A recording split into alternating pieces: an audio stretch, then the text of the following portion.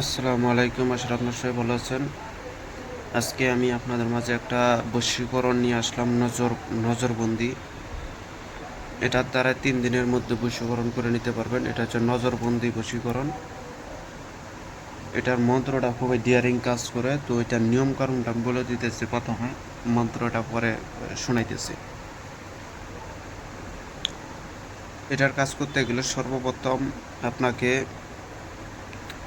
শ্মশানের যে তুলসী গাছ আছে, ওই শ্মশানের তুলসী গাছকে সন্ধ্যাবেলায় ওই তুলসী গাছের গোড়ায় যায় একটা প্রদীপ জ্বালায় দিবেন, আর কিছু পানি তুলসী গাছের গোড়ায় ঢেলে দেবেন। দিয়া তুলসী গাছকে প্রণাম কইরা তুলসী গাছকে বলবেন যে আমি কালকে সকালে আসব তোমাকে নেওয়ার জন্য করে অমুক কাজের জন্য। মানে আপনি যে বশীকরণ কাজটা করবেন অমুকের মেয়েকে, তো এটা বলবেন যে আমি অমুক মেয়েকে বশীভূত করব, সেজন্য আমি কালকে তোমাকে সকালবেলা নিতে আসব। এই কথা বললে আপনারা ওখান থেকে চলে আসবেন। সকালবেলা উঠা সেই তুলসী গাছের গোড়ায় যাবেন, যাইয়া তুলসী গাছকে জাগায় নেবেন। জাগায় নেওয়ার পরে দম বন্ধ করে পূর্ব দিকে মুখ করে তুলসী গাছটা তুলবেন। তুলে তার যে শিকড় আছে শিকড়টাকে নেবেন। নিয়া ওই শিকড়টাকে নিয়ে কাঁচা দুধের মধ্যে চুবাইয়া নেবেন। নেওয়ার পরে এটাকে শুদ্ধিকরণ করতে হয়। তো যাই হোক, ওই শুদ্ধিকরণ করার পরে ওই তুলসী গাছটাকে আপনি আপনার হাতে নেবেন। আপনার হাতে নিয়ে এখন যে মেয়েকে আপনি নজরবন্দি করতে চান সেই মেয়ের কাছে যাবেন। মানে ওই দিনের ভিতরে যখন আপনার সুবিধা হয় আর কি, তখন ওই মেয়ের কাছে যাবেন। যাওয়ার আগে খালি এটাই মনে রাখবেন যে তুলসী গাছের যে শিকড়টা আছে ওই শিকড়টা হচ্ছে আপনার হাতে থাকতে হবে। এটাকে দুইটা পদ্ধতিতে করা যায়। এক হচ্ছে আপনার সাথে মানে হাতে রাখলেও হবে, দুই হচ্ছে মুখে রাখলেও হবে, তিন হচ্ছে মাথার উপরে রাখলেও হবে। আপনি যেভাবে পারেন ওভাবে রাখবেন। রাখার পরে যেমন মেয়েটা আছে সামনে, হোক সে দূরে আছে সমস্যা নেই, আছে তো, তো তার দিকে দৃষ্টি করবেন কইরা আমি যে মন্ত্রটা বলবো এই মন্ত্রটা আপনি এক দৃষ্টিতে তার দিকে চায়া থাকবেন। অনেকেই বলে যে পাতা ফেলা যাবে কি নাই, পাতা ফেলা যাবে, সমস্যা নেই। এভাবে পাতা কয়বার ফেলাবেন ফেলান, কিন্তু আপনার টার্গেটটা থাকবে ওই মেয়ের দিকে। ওই মেয়ের দিকে নজরটা দিয়ে আপনি মন্ত্রটা বলবেন। মন্ত্রটা যদি পারেন প্রথম দিন, এটাকে আপনাকে করতে হবে প্রথম দিন 3বার পারেন 7বার পারেন, যে কয়বার পারবেন।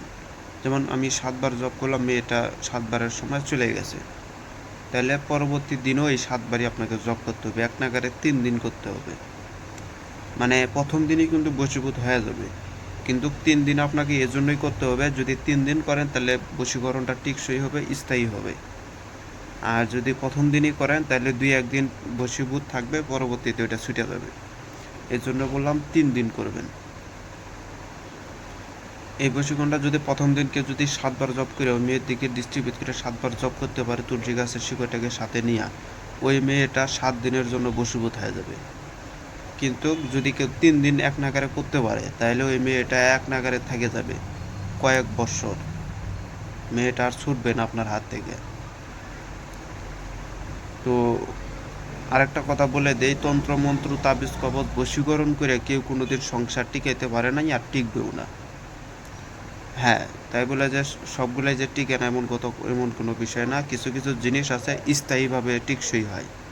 তো এরকম কাজ যদি কেউ করে দিতে পারে তাহলে স্থায়ীভাবে থাকবে। কিন্তু চালানের কাজ, এই তাবিজ কবজের কাজ, এগুলো বেশি দিন টিকে না। চালানের কাজ সর্বোচ্চ 3 মাস, 6 মাস, 1 বছর থাকে, পরবর্তীতে এটা কেটে যাবে। তাবিজ কবজও ওই একই। তাবিজের পাওয়ার যতদিন থাকবে ততদিন ভালো, তাবিজ নষ্ট ওই যে কাজও শেষ। খাওয়ানির যে বিষয়টা আছে এটা স্থায়ী হয়, এটা অনেক দিন থাকে। তো যাই হোক, আমি এখন মন্ত্রটা বলতেছি, মন্ত্রটা শুনবেন। আর তুলসী গাছটাকে শিকড়টাকে সর্বপ্রথম যখন তার দিকে নজর ভেদ করে মন্ত্রটা করবেন, তার আগে তুলসী গাছটাকে নিজের মাথার উপরে 3বার ঘুরাবেন। ঘুরাইয়া তুলসী গাছটা আপনার সাথে রেখে দিয়া আপনি মন্ত্রটা মেয়ের দিকে টার্গেট করে মন্ত্রটা 7বার পাঠ করে, মনে করে একবার পাঠ করছেন, একটা ফুক ছুঁড়ে দিবেন। যদি সোজা না দিতে পারেন আকাশের দিকে ফু মেরে দিবেন। এভাবে 7বার জপ করে 7টা ফুক মেরে দিবেন। দিয়ে এটা আপনার প্রথম দিনের কাজ। দেখেন মেয়েটা কিভাবে আপনার প্রতি আকর্ষণ হয়। কিন্তু আবার কিছু কিছু চ্যাংড়া পোলাপান আছে যে মেয়েকে কোনোদিন প্রস্তাবই দেয় নাই, আমি যে তাকে ভালোবাসি এটা জানাই নাই, হুট করে একটা মেয়েকে দেখছে, পছন্দ হয়েছে, তার উপরে বিদ্যা খাটাইতেছে। ওভাবে আজ জীবনও কাজ হবে না। কোরআন শরীফটাকেও যদি বাইটা যদি ওই মেয়েটাকে খাওয়াই দেন, তারপরেও কাজ হবে না। আপনাকে সর্বপ্রথম মেয়েটাকে জানাইতে হবে যে আমি তাকে চাই। যদি সে তার মনের ভিতরে একটা আকাঙ্ক্ষা তুলে দিতে হবে। যেমন আমি একটা মেয়েকে চাই, আমি তাকে যাই বললাম যে আমি আপনাকে ভালোবাসি, তখন মেয়েটা ডাইরেক্ট না করে দিল, ভালো কথা, না করে দিছে তো, কিন্তু মেয়েটা তো জেনে গেছে যে আমি তাকে ভালোবাসি। এখন যদি আমি তার উপরে বিদ্যা খাটাই, বিদ্যাটা খাটবে, অন্যথা বিদ্যা খাটবে না ওই জায়গায়। তো যাই হোক, মন্ত্রটা বলতেছে শুনেন। বিসমিল্লাহির রহমানির রহিম। আল্লাহর কালামে করিলাম নজর বন্দি, এই নজরে করিলাম শিশি তুলসী বন্দি। মা ফাতেমা আলী বন্দি করে দাও অমুকের, ভুল হইতেছে, মা ফাতেমা আলী বন্দি করে দাও অমুককে আমার বন্দি। ডাইনে ডাইনে মারলাম ইয়াসিন, বামে মারলাম দোস্তির ঢিল। নূরে নবী মোহাম্মদ খাজা কুরআনের বাণী পুরা তাজা, পড়ে দাও নবী আমার প্রেমে, আমার জন্য অমুকের মন টানে। বাক্য যদি লড়ে চড়ে, নবীর মস্তক মা ফাতেমার পায়ে পড়ে। আবারও বলতেছি, বিসমিল্লাহির রহমানির রহিম।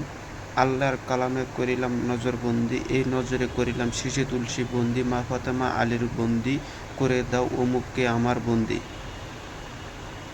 ডাইনে মারলাম ইয়াসিন, বামে মারলাম দোস্তির ঢিল। নূরে নবী মোহাম্মদ খাজা কুরআনের বাণী পুরা তাজা, পড়ে দাও নবী আমার প্রেমে, আমার জন্য অমুকের মন টানে। বাক্য যদি লড়ে সরে, নবীর মস্তক ছিঁড়ে মা ফাতেমার পায়ে পড়ে। নওজুবিল্লাহ, এটা কুফরি মন্ত্র ভাই। এগুলা যদি কাজ না করে, কাজ করবে কোনটা? হ্যাঁ, সবাই আমরা নবীকে মানি, সবাই আমরা নবীকে ভালোবাসি, আর সেই নবীর কিরা দিতেছেন, সেই নবীরই কত কি করতেছেন, আর এগুলো যদি কাজ না হয় তাহলে পাক পাঞ্জাতনের ইজ্জত থাকে? আসলে ভাই, প্রত্যেকটা মন্ত্রই কাজ করে, আমাদের জবান ঠিক নাই। এখন জবান যদি ঠিক না থাকে, তাহলে সেই জবানে যদি কোরআন পাঠ করি, কোনো কামে আসে না ভাই।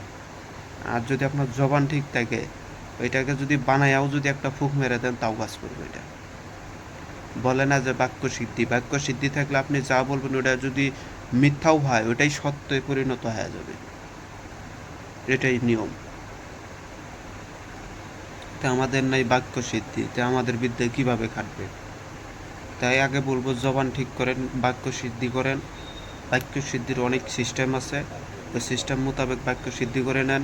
বাক্য সিদ্ধি থাকলে আপনার কাজ 100% হবেই হবে। তো সবাই ভালো থাকবেন। খোদা হাফেজ। আসসালামু আলাইকুম।